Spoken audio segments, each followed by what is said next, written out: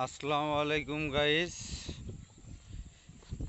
আমি ঘুমেছিলাম, বৃষ্টি নেমেছিল, তো আমি ঘুমেছিলাম। এখন ঘুম থেকে উঠি, দেখি যে আমার গরুগুলো মাঠে গোহালি নাই।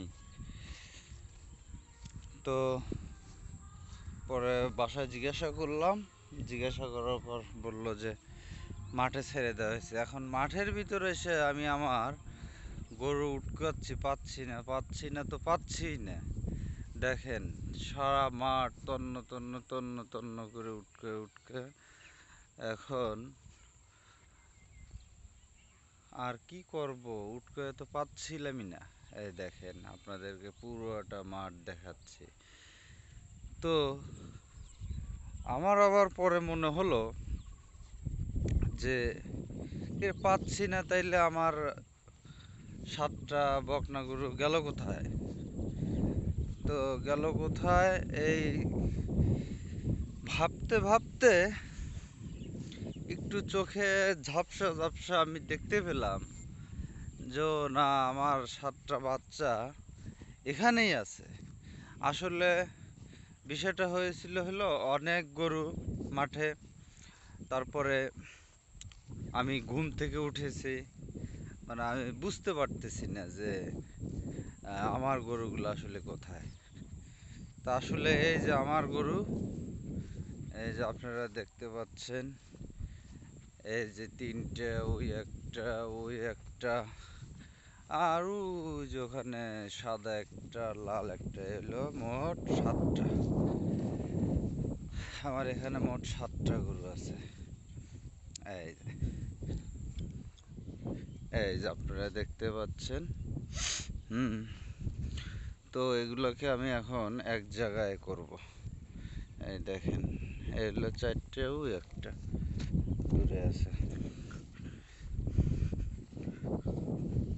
তো বৃষ্টি হয়ে গেছে, মাঠে পানি জমে গেছে। এই যে আপনারা দেখতে পাচ্ছেন, অনেক বাছুর আছে, অনেক গরু আছে। এই যে দেখেন,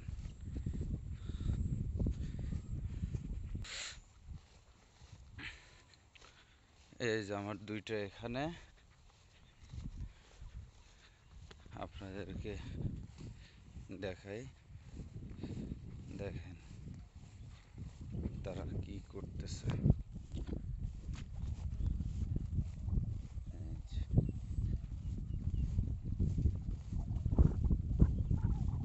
এই একটা ব্রাহ্মা বকনা বাচ্চা, এই দেখেন,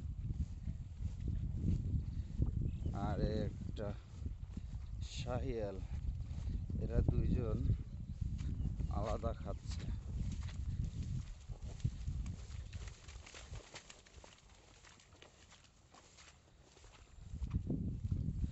তো এদেরকে সবগুলো আমি এখন এক জায়গায় নিয়ে যাচ্ছি। আমি এই যে আমন বুনছে, আমনের ভিতর চলে আসছে দর্শক, আপনারা দেখতে পাচ্ছেন। তো আমি ওদের সাথে এত তাড়াতাড়ি হাঁটতেছি কিভাবে? এই দেখেন, আমি ঘাম বুট পরছি, বৃষ্টি, তারপরে রাসেলস ভাইপারের উৎপাত। তো আমি সেই কারণে ঘাম বুট পরেছি, বৃষ্টিতে পায়ে ঘা হবে না এবং সাপের কামড় থেকে রক্ষা পাবো।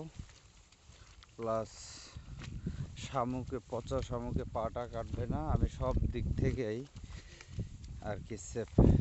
তো আপনারা সবাই ভালো থাকবেন, সুস্থ থাকবেন।